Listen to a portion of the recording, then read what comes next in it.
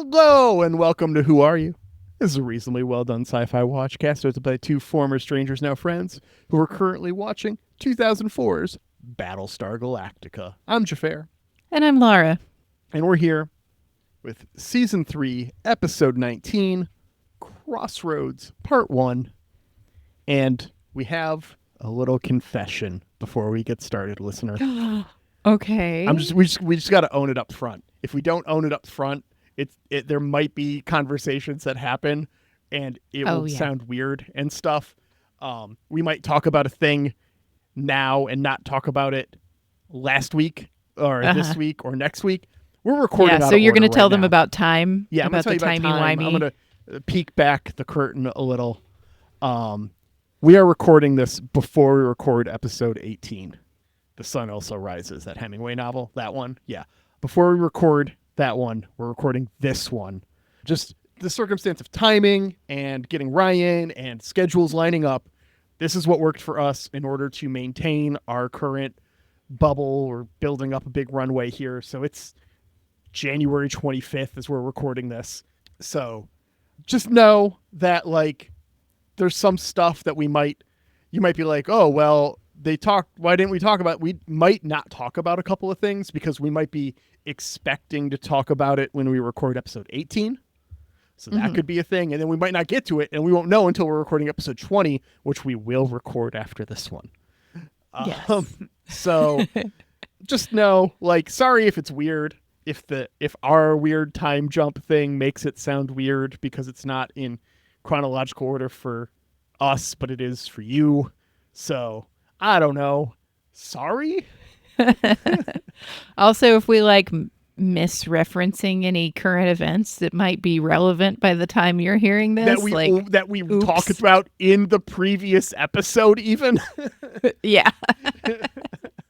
Yeah. Yeah. Or oh, did we make a really funny joke and say we're going to reference something last episode? Well, we haven't done that yet, so you're waiting another week. When Ryan says he wants to hear Laura's take on Thing, sorry, you'll get it next episode. I'll get it next time. You'll get it eventually. It'll be all okay. Yeah. There. Okay. We let them know. I don't feel bad anymore. Not that I felt particularly guilty, but I'm glad you got that off your chest. Well, it's a very chronological show, especially these episodes. Especially right now in the moment we're in. Yes. Yeah. Oh, yeah. It's crazy right now. And the show is also very next episode, next episode, next episode. I'm worried we're going to sound a little disjointed, or it might impact the experience, or we won't say a thing we should have said. Whatever. I don't fucking... Okay. You know more about it than me at this point. I'm just living a day at a time. Just wait until we get to the preview for next episode, because I wrote my own. I didn't even glance at the screen when the episode was over and it came up. I was like, Aaron, turn it off. I took a little bit of what it said and then I just wrote my own. Yeah. And you're going to have to hear me say that preview and then not talk about it for 2 weeks because of the recording order. I want to say now, the goal, listener, we haven't figured out the logistics of this, but if you have seen the show before, you have an idea about what happens in the next episode, which is a big one. I would say maybe the biggest one of the show. Xhafer, you're making me so nervous. We're going to try and get it recorded as close to Laura watching it for the first time as possible. Yeah. We're gonna try and time it so that watch, notes, record in very quick order. Because I think getting a fresh reaction from you about that episode is going to make, one, for really good radio. Oh, no. But two, there's a couple of theories you've thrown around at certain points of the show. Some of that comes to fruition. You're going to find out some stuff. But we'll talk about that in 2 weeks. I got to stop teasing that because we still have Crossroads Part 1 to talk about right now. Yeah, and there is a lot to talk about. I think it's a big episode. Maybe at least an hour and a half, maybe 2 hours to get through it with all the stopping and note writing I did. I want to say I spent about 3.5 hours doing notes today between The Sun Also Rises and this episode. Yeah. Meaty stuff. Yeah. They're both thick episodes. 3 C's. Mm-hmm. I got to say this, and maybe I'm going to say it in the previous episode. And if I do say it twice, listener. But, we discussed that some details of the final 5 in the last episode we recorded. And you told me that all of the final 5 are somebody we've seen before. Yes. So my theory I had been working in my head was like, well, if there's one we haven't seen, this is the last chance we could introduce somebody. It could be Baltar's lawyer. It could be one. Yeah. Because he seems like he's going to be a big deal. And I got to say that if you had to go down that route, they got the perfect actor. Mark Sheppard's so good. Mark Sheppard is so good. Yeah, he's so good. Roma Lampkin, we'll probably talk about this next episode for recording, but last episode for the listeners. Well, and I actually threw this in spoiler chat today. I found out today that the character of Roma Lampkin holds a very distinct honor. Which is, they are, to my knowledge, the only reimagined series character who was later introduced into original series canon. Huh, how does that work? So after the reimagined series had ended for the 30th or 40th anniversary of the original, once the 30th, they did a comic series that continued the show like Battlestar 1980 had never happened. Huh. And a good choice, I hear. Yeah. And in that, they introduce a quorum of 12-member Romo, who looks exactly like Mark Sheppard. Mm-hmm. And he's a little bit character. He's like in like 3 panels or something. But it's a fun little distinction. That's a cool thing to be the reimagined character who made it back into the original series canon. Yeah, that like somebody was so impressed they put you in here. I mean, how could you not be? I think that if I'd had to sneak in another Cylon, this would have been the way I would have done it with this guy. Yeah. Just amazing. But there's a lot I'm sure we chewed on with that in the last episode. So you want to get into it? Yeah, let's get into it. We open on Roslyn in the Cobalt Opera House chasing after do we want to talk about the last time on? The last time on is mostly a recap of President Gaius on New Caprica with a little bit of Ty and Ellen. Was there anything new in there? I don't remember. I think everything was there. No, I don't think we had any sneaky stuff in this last time on. I think it was just like we needed you to remember about Sice, that Deanna selected a bunch of people for execution, and what happened to Ellen, that Lampkin is going to be a big deal, and Lee has taken the job of defense. Mm-hmm. So we open on Roslyn in the Cobalt Opera House, chasing after Hera. We see Athena is also chasing after Hera, but a 6 gets to Hera before either of them, and then Roslyn wakes up in a cold sweat. You want to know how, like, slow a visual processor I am sometimes? Yeah. Like, this episode opens, Roslyn is wearing a very nice theater jacket, and she's going to the opera that night, right? Mm-hmm. And so they have straightened her hair out completely, when every other time in the show we have seen wavy Roslyn locks. And I had to pause and look really closely to make sure that was Roslyn. Because just straightening her hair was enough for me to be like, wait a second. Who is that? Mm-hmm. It seems like when Hera's running around, she's running toward going into the theater. Yeah? Yeah. And sees the 6, and she's just happy, running around and giggling, and runs into Six's arms. Having a good time. Yeah. Yeah. It's not it doesn't seem sinister that 6 is taking her. But it definitely has an overtone from all the other times we've heard 6 talk about our baby with her and Gaius, or 6PT at least talk about this.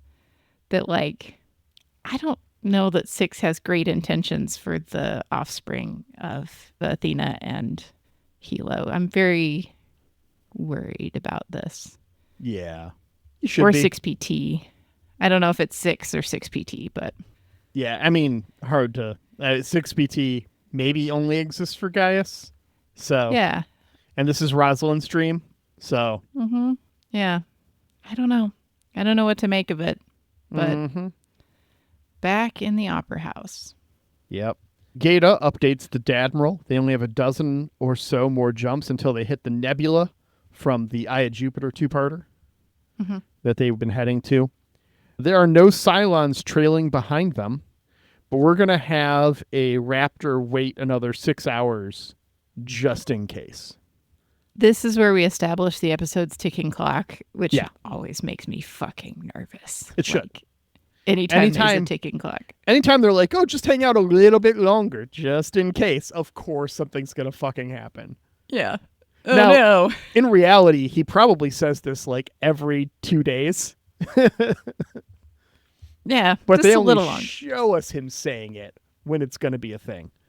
Well, and we only know the incremental contribution to this. He says they're going to wait 6 more hours. How many hours are they waiting originally? Is it like 3 hours? Or is it like 24 hours? Like, it is 6 as established by Racetrack in the scene where she they says wait. So. She's all like, we're here for 12 hours this time. So okay. Maths. I missed that part. I'm glad they gave it to us, though. Yeah. No theme, no survivor count this episode. Yeah. We're going to get that later. It's a long episode, so they just didn't do a theme. They do the credits in the bottom. Oh, wait. They give us a survivor count, but they give us a different survivor count later in the episode. We'll talk about that when we get there. Okay. Because it's not wrong-ish, but it is different. But there's a reason. All right, so we're at Joe's bar, and Ty is fucking with the radio. He hears the faintest music, and Anders hears it for a second, too. Anders is hanging out with the pilot trainees. Yeah, hanging out with Celix. He's got Celix. They seem to be cozy. Did you catch what he was wearing? I didn't. Oh. Huh. Do I need to go back and do that?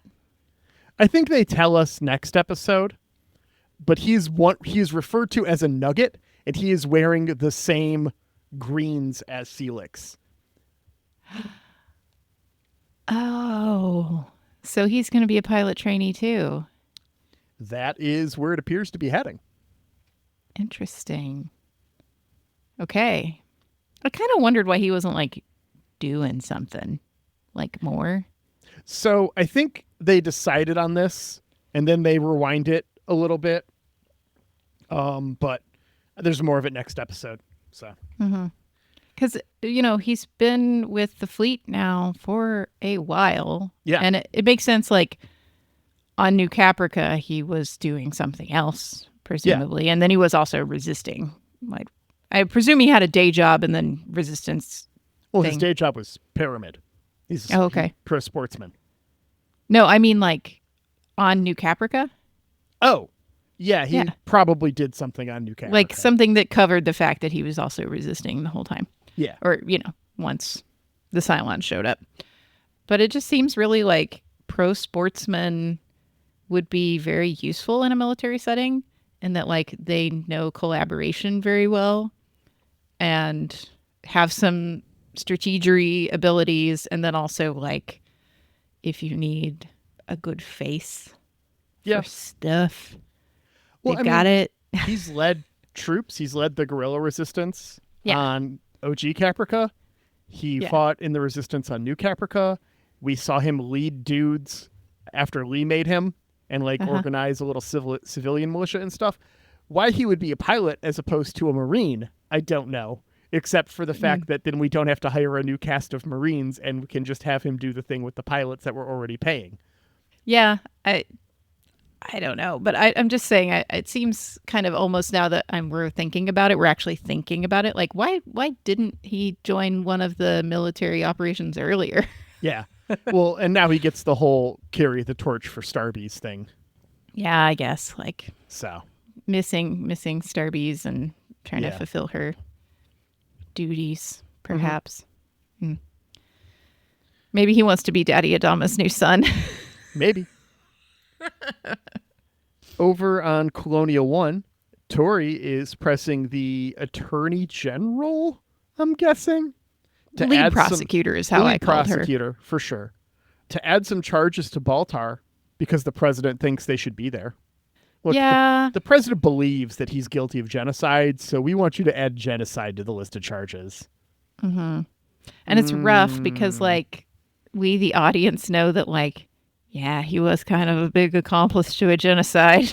Yeah. But we know that. No one else knows that. Even Rosalind doesn't know that. She dreamed that. Yeah. Even Rosalind has got a really tenuous connection to that. Mm-hmm. And it's like, but we know it's true, but that's not a legal basis for anything. And this prosecutor's like, yeah, I'm going to charge him with what will stick, not what I have what the president for. wants. Yeah. Yeah. Really weird scene next that made me wicked uncomfortable. Yeah.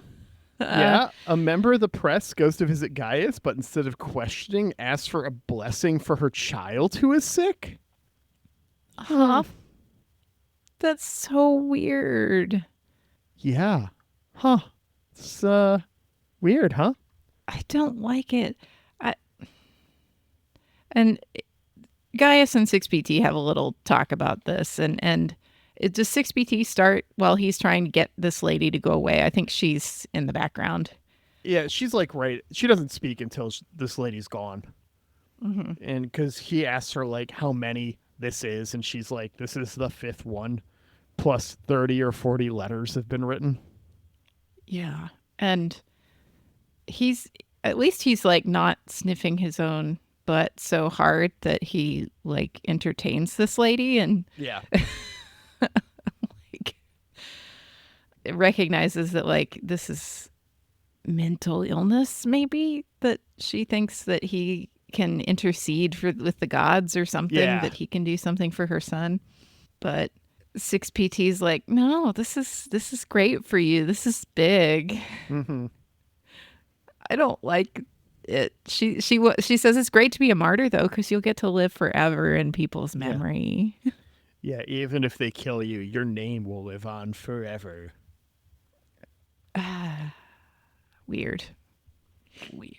We see Racetrack and Skulls have that silent lookout duty we were informed about as the trial begins. And the prosecution open statement does the math. Be still, my beating heart. I mean, I like it. I like this question, but accountants are all about how do we measure whatever. So I don't know if that's just like hitting a very specific audience or if this is really a well-crafted, because it feels like this prosecutor is not as flashy as Mr. Lambkin. So 100%. It feels like this is supposed to be, she is well prepared. She's prepared this, but she's just not as showy as the defense. Yeah. But I like the math, and let's talk about it. Yeah, I didn't write any of the numbers down. They are different. If you want them. Nah, I mean, they're different than our survivor counts, but they're not, because she's referring to the civilian population the entire time. That's what I thought, because she said specifically, 44,035 people settled on New Caprica. So I was like, okay, so the people who are on Galactica and the people who presumably stayed up in their other ships shouldn't be in that number. Correct. And our survivor count for last episode was 41,399. And you said the current population of the fleet is 39,000 something, she says. It is about the 2,500 we expect the military population to be from earlier counts. Because we did this math back when they originally got off New Caprica, because we got some numbers about the New Caprican population, and then we got this new survivor count. And it seemed like things were up, but they were down. So we had to talk. We talked about it then. And this aligns with that really well. There's a couple ups and downs, like number of babies born on New Caprica and stuff. There's a handful of things to take into account that aren't. But by only talking about the civilian population and not the military population, a lot of the deaths that we see like week to week are military population deaths. Yeah. Yeah. So, as is to be expected in this situation. Sure. Yeah. So it lines up well enough with the numbers we expect the military to have without having specifics on the differences. Yeah. So. Yeah. And she specifically told us that 5,197 people died under Baltar's presidency. So I think it's probably a pretty safe assumption those were all the civilians that either got executed in detention or died as a consequence of the decision to be on New Caprica or didn't come back from New Caprica because we couldn't get everyone out. Yep. But she makes this clear. Baltar is a murderer and deserves to die for being a traitor to humanity at large. Yes, they deserve to die, and I hope they burn in hell. There's no punching around that. Lampkin gets up for his opening statement and agrees. Changes the plea from innocent to guilty, and fuck it, let's just kill him now, because if it's gonna be mob justice, there's no need for a trial. Yeah. This flashy son of a bitch. He really is. I mean, we got hints of this in the previous episode, what For he was sure. going to be like. And my understanding is that he was a public defender, basically, on New Yeah. Caprica. Wow. Yeah. That's what Grandpapa Dama did. It's interesting because I have a couple of friends who've done public defense duty. One of them did have a fairly publicized trial that she had to do. But you generally, when you think of public defense, you think of like, let's just try to get you out of here with as little things as possible. And not a lot of grandstanding necessarily in that, more just like quick and quiet bargaining. Yeah. So wasn't quite expecting this person from public defense, I guess. Well, I mean, he's a character. Yeah. Truly. Lampkin goes on, this is political persecution. This is just the president abusing their office to go after their enemies because she's a sore loser over the election. And we, the audience, know, like, Gaius is fucking dangerous. Yeah. And it's not that.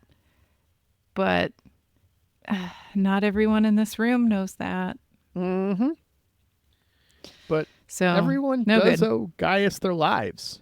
Because Rosalind would have just had humanity go extinct rather than try and compromise with the Cylons. And that was a fight they were never going to win. There's a, this is a logical fallacy. And this is where I kind of wish I had taken logic. Because we don't have the counterfactual Earth where Rosalind actually was in the position and actually had to make those decisions. Yeah. Because you're saying this thing, but nobody knows this thing, Yeah, but you can't prove him wrong right? because nobody knows the thing. Yeah, this is fucking a political argument technique that is used constantly that fucking drives me crazy because every And time it's a I hear logical fallacy. I'm pretty sure. Yeah. Hey, listener, if you know your logical fallacies and you know exactly what this is, pop in the Discord and freaking tell me because it's gonna bug me a lot. is it the strawman who doesn't exist? Is that the logical fallacy? Maybe. I saw this really cool set of memes once, and I saved it somewhere, but I don't know where, so it's useless to me. That was like referees listing the logical fallacies so you could throw them at comments. But I'm not online enough to actually do that. 5 base ships jump in as our trailing Raptor hangs out. They get out just in time.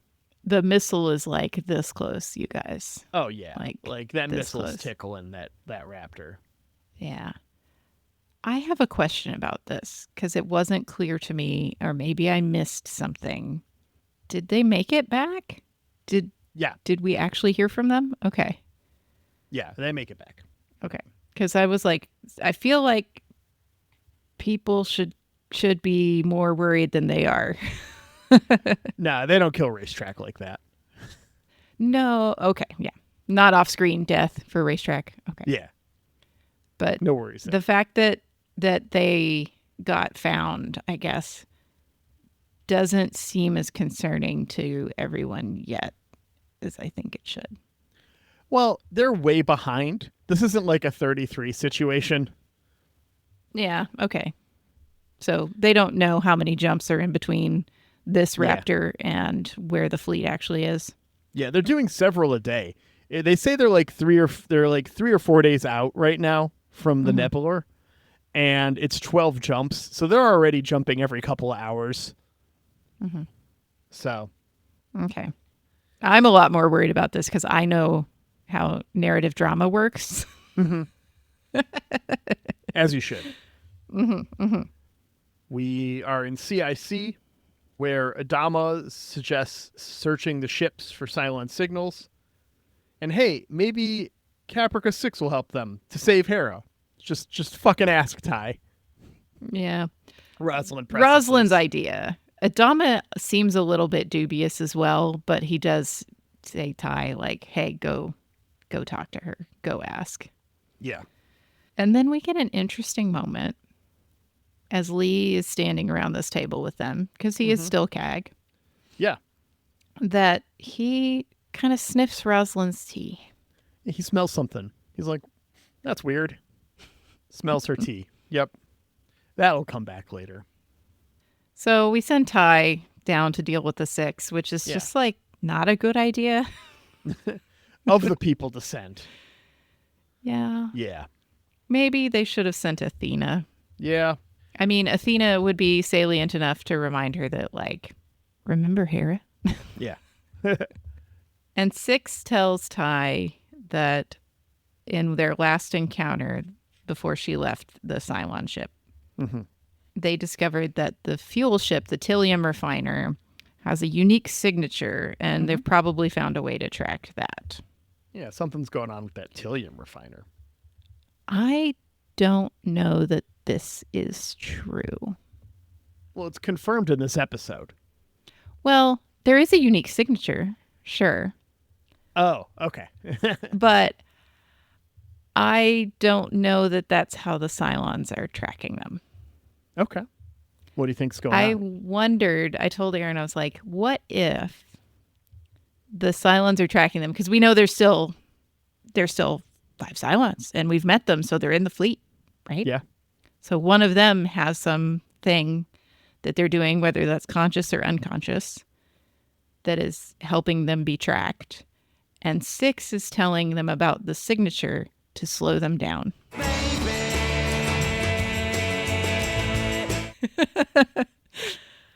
I'm not sure what that face is. Aaron, play the maybe drop.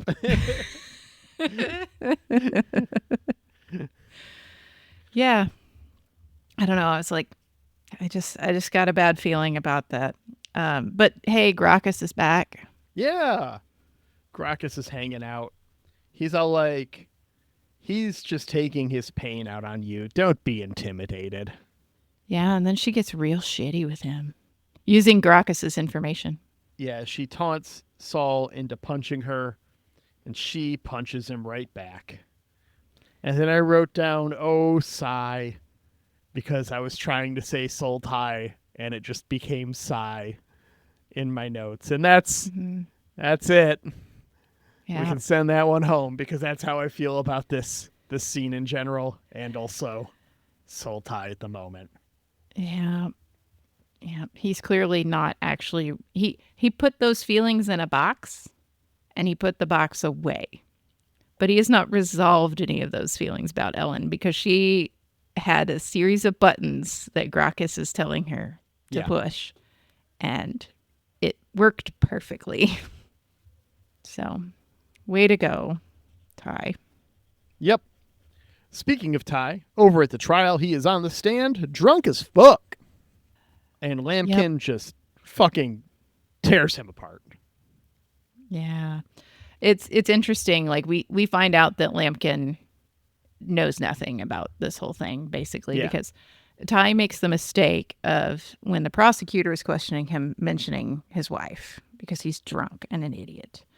And Lampkin sees his opening and quickly asks Baltar and Lee, hey, what's up with that? What happened to her? And Baltar's like, I don't know. I know she was working for one of the Cylons. And Lee's like, I don't know. We just presumed she died in the escape, in the Exodus. And he's like, well, I'm just going to fucking ask him. Yep. I'm just going to keep asking this drunk motherfucker until he says something. And he confesses to killing Ellen and blames Baltar for making him do it. Yeah. He keeps ranting. He hears the song a couple of times from the radio and is ranting, and everyone's all like, what the fuck is he talking about? This is not good. It's not good. Okay, we got to talk about this song for a second. Do you want to do it now or you want to do it later? We do it now. I'm kind of worried about this song. Yeah. I was like, I gave Aaron a couple of theories. Do you want to hear them? Yeah, I do. I'd love You to want hear them now or you want them later? Oh, I want them now. Okay. We see Ty is messing with this radio first in the bar. Yeah. And it's not clear if he's trying to make the song happen or not. He's just messing with the radio. But Anders is like, oh, you almost had it. You almost had it. And Celix is like, what are you talking about? And he's like, there's a song. He almost had it. You just go back a little. And Celix is like, whatever. I'm going to play some more skee ball. Yeah. And now Ty is hearing it a lot.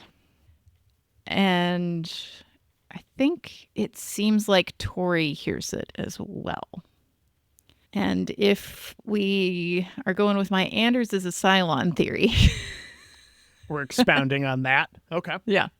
Okay. We're expounding on that. That would mean I got some of the Cylons wrong if only Cylons can hear this song.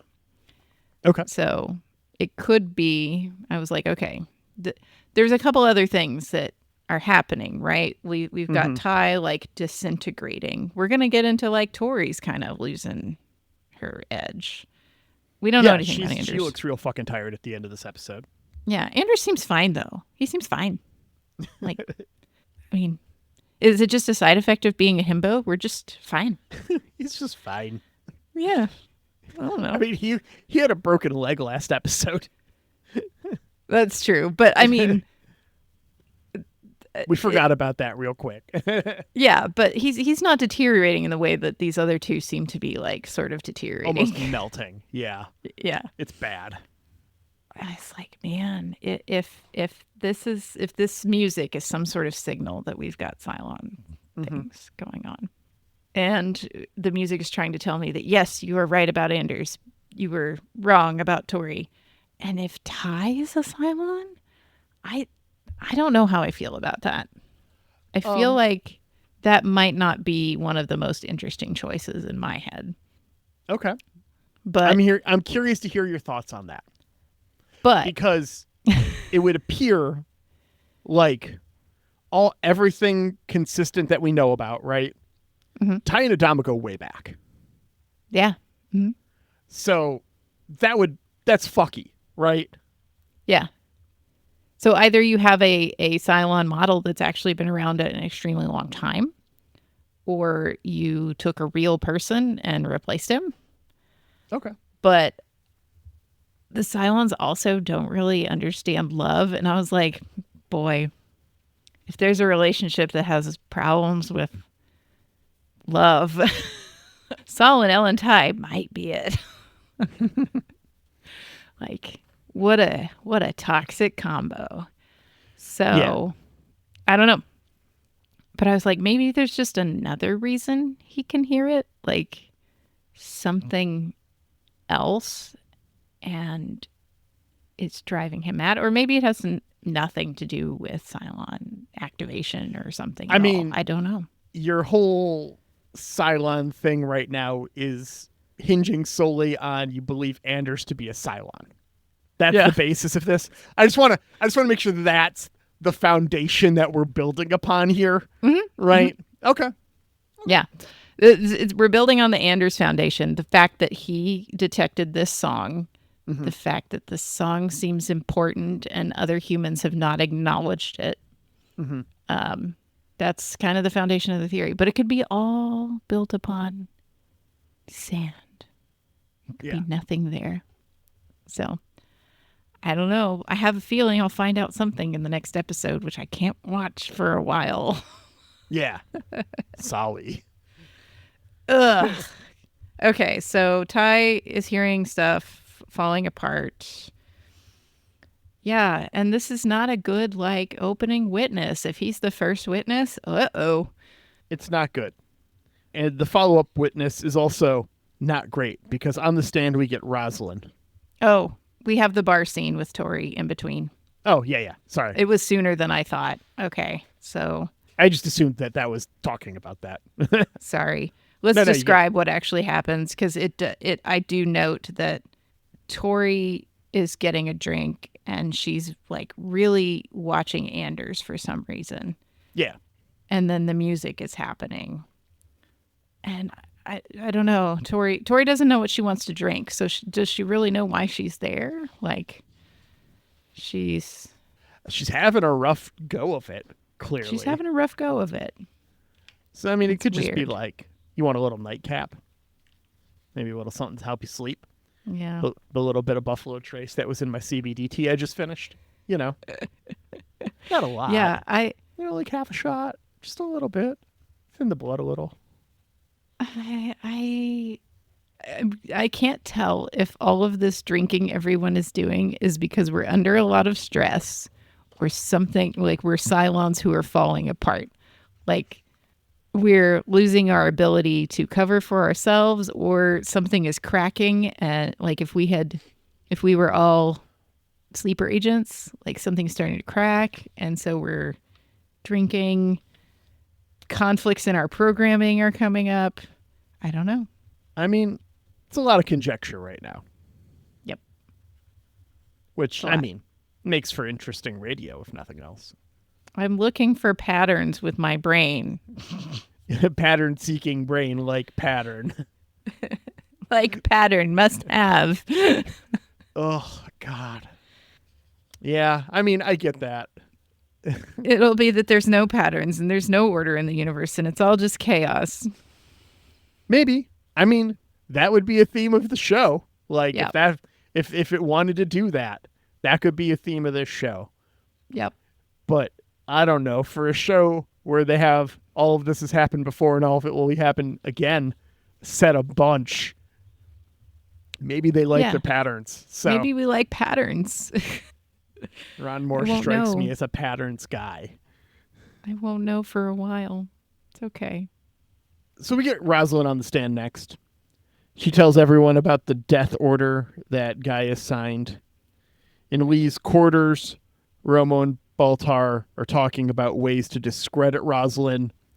And Lee, like, sits on his hands, right? Like, we know he's suspecting Rosalind is back on Kamala.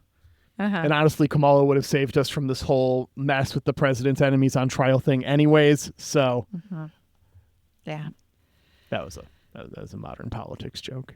That was I really like the way these like dovetail together. I think they're really beautiful. I mean, I don't like it because like we're living I would like to not be in this timeline. But yeah. Oof. Yeah. I would like to be in the counterfactual Earth, please. Yeah, no, Lambkin, to borrow a term from Terry Pratchett, really breaks out the old headology on Lee and says, you, the way you're fucking sitting over there, I can tell you know something I fucking need. And Gaius is a petulant child about this, because when Lambkin calls it out, Gaius can see it too. And just starts like screaming at Lee, which would never work. But Lambkin's figured out Lee's buttons. Yeah. So he's like, we can really stick it to your dad. And also, you know, you believe in the system. And the system relies on this sort of thing. So you should really tell me what it is. And yeah, Lee gets trapped in the headology logic. Yeah. He doesn't say it, but he's thinking it really loudly. Yeah. Yeah. We're not going to get it just yet, but. Yeah. Well, we get Adama taking Ty home. And Ty is even more drunk, I think. Oh, yeah. Like, it kind of seems like, because Adama doesn't seem totally sober either. Yeah. Like, the trial ended and they both went to the bar. I mean, I think they went to Bill's quarters, but yeah. Yeah, okay, yeah. You're probably right. Is there a deleted scene on this guy? I think I checked already. There wasn't one. Okay. At least not one that had a noteworthy entry like last episode did. Yeah. It seemed like they are both drunk now, and Adama's like doing the thing where he's like taking off Ty's boots so he doesn't mess up his bed and whatever. And he's telling him like, hey, we found that signature that the 6 was talking about, and we're 9 jumps away, but we're going to have to fix this. So that'll take us 3 days. Yeah. The clock is ticking and it's making me anxious. It should. 100% it should. And I really think it's a ruse. But anyway. It's not. Huh? It's not. It's not a ruse. Okay. Oh, this ticking clock is going to tick so loud. Oh, no, I don't mean the clock as a ruse. I mean the the having countdown. to fix the ship. Like the actual countdown clock. They keep giving us the time and it keeps getting smaller and smaller. Yeah. No, Yeah. I think the ruse is that like, oh, you have to stop and fix this thing. Because I think the tracking might be something else. Oh, well, they don't even do that plan, as we find out later in the episode. Yeah. Because he takes They Lee's advice do and does pivot. the other Okay. thing. Yeah. They start to pivot. Okay. Because we don't get a lot of episode after the pivot is proposed, I think. Yeah. It's like an offhanded comment from Gata to Hilo at the end of the episode. Yeah. So Ty is like talking to Adama about how he can't remember how Ellen smelled anymore. Well, it's not that he can't remember. It's that maybe he can't remember, but it's the smell of her is gone from her things. Right. Because we've seen him multiple times, like, grab her clothes and smell them. Yeah. Very sad. Big And sads. so that is gone now. And he apologizes for embarrassing Adama on the stand. And Adama refutes this and says, you could never embarrass me or that. Yeah. Which is kind, we're but also too much like shit. that was really bad, Ty. That was really bad. Yeah. You should not do that again. The Adamas get big mad at each other in Papa Adama's office. Bill is pissed that Lee told Lampkin about Ty killing Ellen. But he's all like, I didn't even know that, Dad. Yeah, Adama knows this, right? Before, like they had to have had this conversation when they were doing their makeup. I don't know. I think Like- Adama knew this. Adama knew this. Which Adama? Bill. Bill knew that Lee didn't know. No. Oh no, Papa Adama knew that Oh, Ellen was Bill killed knew. by. Oh yeah. Bill Adama knows. Yes. He's mad at Lee for telling Lampkin, but Lee did not know. Right. I believe that. I Okay. believe Lee did not know. I think Adama is the only one who knows. Bill Adama, Papa Yeah. Adama, Dad Merle knows this because Yeah. it when Ty finally sort of cracks on his like bitterness about New Caprica, then he had to have told Adama. We never see it, but I think he did. But I think the fact that the Dad Merle knows this and he's drunk or he's been drinking and he's mad at Lee, he's kind of conflating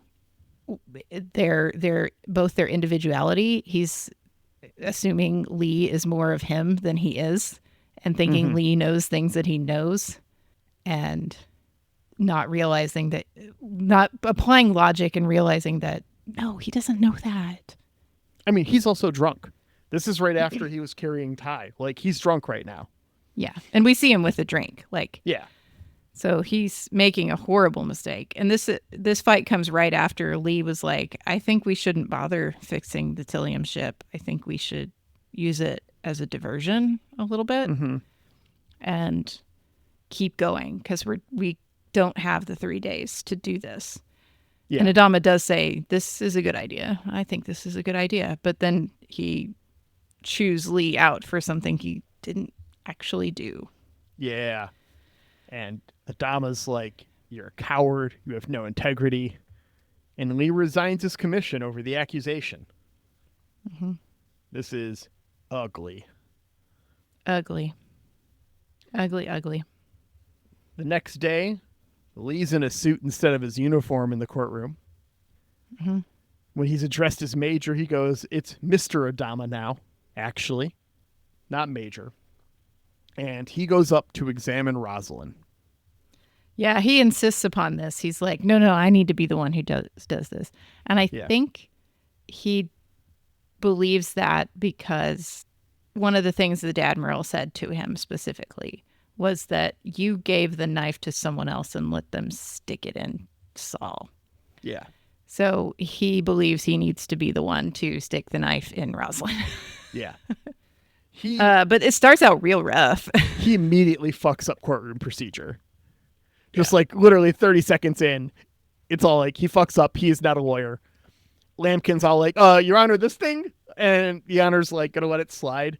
And the side eye Adama, the Admiral, gives the judge for letting this slide is so strong. Yeah.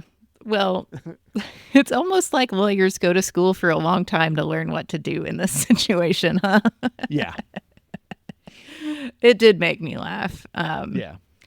But it's good. He should fuck up. He should be bad at this. Mm-hmm. Yeah. Yeah. It would be really irritating, actually, if he just like totally nailed it.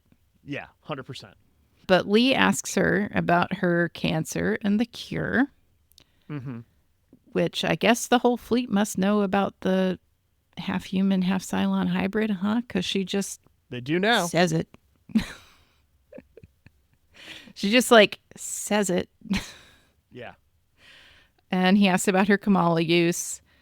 He talks about her having hallucinations back then when she was taking it and uses that to like sort of chip at her credibility. And then we get this like really dramatic moment. He approaches her and she's just whispering like, please don't do this. Which I was like, everyone can still see you, right? Like, seeing you whisper, please don't do this is going to be just as damning as whatever you're going to say. Yeah. But he drops the bomb. Mm-hmm. Yep. He's all like, you're back on the Kamala. And she's all like, yeah. But you gonna ask me why? Oh, well, first the Admiral tries to make him shut up. Oh, yeah. He's all like, fuck this. This trial's over. Like the last time there was a trial I didn't like. Yeah. No, he's like, this is not relevant.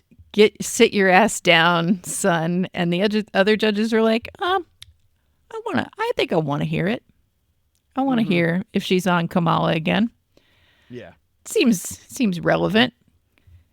And Lee's trying to just leave it there, but she's not going to let it go. She's like, why? Do you want to know why? It's because my cancer's back, you fool. Right. I want you to feel guilty about it. Yeah. So. But D is pretty mad at Lee. Yeah. This is finally the straw. Fucking done. She's leaving him because he's doing this now. Yeah. She's like, if the system can elect tyrants and then defend them, maybe the system is broken just like this marriage. Bye. Girl, you should have done this like 4 episodes ago. For sure. Like, you should have had some like dignity for yourself. I don't know. I don't want to judge too hard, but okay. This seems fine. This seems fine. But we got to do a press conference now because we've just had this bombshell dropped in the courtroom that Rosalind's cancer is back. And of course, reporters ask tough questions as they are wont to do. And it makes Tori kind of mad. Yeah. Tori gets very defensive. She gets dismissed by Rosalind pretty quickly. Yeah. I don't know. I think this is kind of useful for Rosalind. So I know she is like, I'm upset, but like, I think there is a useful face on someone loses their control and you maintain yours the whole time. Mm-hmm. And you come back and own the room because after Tori is dismissed, Karen asks how long Rosalind has to live, and Rosalind just flips it right back at her. How long do you have to live, Karen? Fuck off, Karen. Have you thought about not being a bitch, Karen? How long do I have to live? How prescient is it of this writing team to name this woman Karen? that became a whole thing. The Karen. Mm-hmm. This is Karen Prime. Yeah, 100%. You don't know this yet, but this is the source of the Karens. Mm-hmm. Yeah. Yeah. But yeah, Rosalind goes and chews Tori out for this. She says, you've been angry, you've been distracted, and you look like shit. Comb your hair. Yikes. Yeah. And I kind of wish like that had actually been foreshadowed in other episodes, but I don't think if we had gotten Tori for 5 seconds in the last 5 episodes.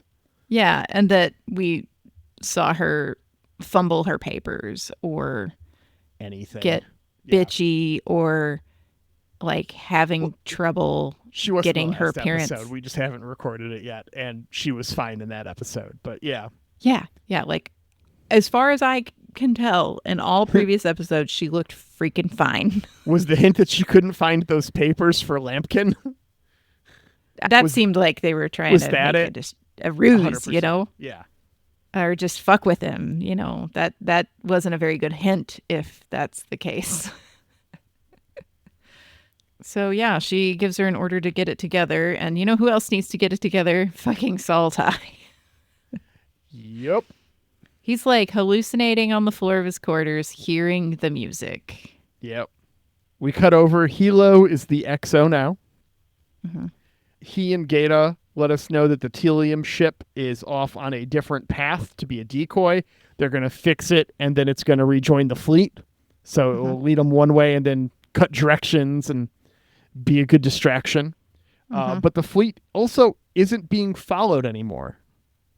They don't say if the Telium freighter is still being followed, but the fleet isn't being followed anymore. Yeah. So they assume that it's working. Yeah, but Hilo thinks the air smells like rain. Yes. Hilo knows something is about to change, that there is a storm on the horizon. Ty hears the music in the walls, and the camera goes a little crazy. It does this like wobble thing as it like backtracks on him. Mm-hmm. Yeah. Worth calling out. Yeah. And that's the episode. How do you feel about this one? Well, you did warn me that I would be upsetty spaghetti about it and want to immediately go into the next episode. I did. I don't feel like super upsetty spaghetti. I'm just confused. I didn't remember where this episode ends exactly. And what happens in this one and what happens in the next one, because I haven't watched it in a long time. So I don't know that I would have changed that advice, but it just means that some of the stuff that I thought was going to happen in the previous or in the next episode, I thought it was going to happen in this episode, but most of it didn't. Okay. So it's just all next episode. Okay, Just I thought next episode. I was like, yeah, I could be upsetty spaghetti about the Lee business. There's a little bit with the Baltar's trial going too well for him that I thought you'd be upset Yeah, about. that is a little upsetting. I guess there's a little too much Lee in me where I'm like, well, yeah, that is the system, and we don't have a perfect. Maybe it's because I'm taking a theory-based class this semester that is basically like all about there is no perfect truth, and every system of measurement has flaws, and like I'm grappling with like, we just got to find the best system for our goals at the time, and like Yeah. I don't think I'm equipped to come up with that on my own. So like collective system and whatever. It's upsetting that we know Baltar is so bad. Yeah. And we're watching like the people who are trying to describe the badness that is Baltar, like falling on their faces doing it. Like that kind of sucks. Yeah. Since we have like a more complete picture of that. We saw this prosecutor give really good opening arguments and then not say another word the rest of the episode. Yeah, she talked to Ty for like a second, but Yeah. it was mostly Lambkin. Yeah. So I mean, from a like acting standpoint, let Mark Shepard chew that scenery as much as he wants. yeah. But let from him a cook. like story standpoint, I want more of the other side Right. of this trial. Right. So I don't like that things are going well for the person we know is a bad person. yeah. I understand why Lee's doing what he's doing. And the Admiral definitely fucked up. Yeah. But I don't know that this is going to be good for Lee. And yeah, I'm very confused. I'm so confused. It's supposed to be not you're not supposed to know what's going on with some of this stuff right now. Mm-hmm. Like some of it is there to be confusing, which is frustrating. Mm-hmm. But I will say most of the things that you are finding confusing will not drag out as far as they could. I hope, because This I isn't got gonna kind of be pissed when a that like happened. 6 episode Deanna arc thing with payoff way down the line for some of these things. Some of these things are going to be paying off pretty soon. Yeah. So I need that because you've got that. it will make me angry if too much is unresolved. But Yeah.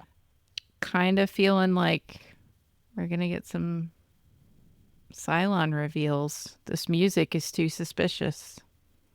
I was wondering, I was like, is maybe perhaps the music the signal that they're tracking? Like somebody's playing this music somehow. And I was very accusatory toward Gata last night Yeah. with my husband. Like that he's the comms guy, like he knows everything in CIC. Yeah. Like if You think if Gata's this the music, music? if this music was some kind of broadcast, Cylon related broadcast. Maybe Gata just has a pirate radio station. Yeah. That's Gata's like relaxing time as he goes and he is a DJ on Yeah. this underground station. Yeah. He was 100% a DJ at his college campus. Yeah. I believe 100%. that. Yeah. That's how he knows the communication so well. Mhm. Yeah. I don't know. Kind of He's worried smooth about jazz. And the name of his show was Feels with Felix.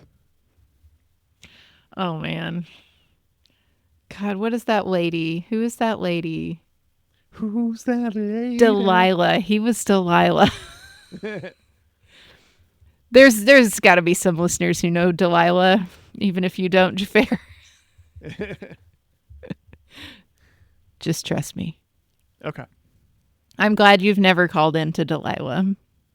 Yeah, I'm not familiar, but that's fine. Yeah. I have That's the never episode. wanted to Google shit as bad as with this episode and Maelstrom. Yeah. Just wait. Yeah. I really have had to suppress an actual urge. We'll record Crossroads Part 2 soon. Mm-hmm. And after we do, you can ask me if it's safe to Google a couple things. And I'll tell you yes or no. Okay? Okay.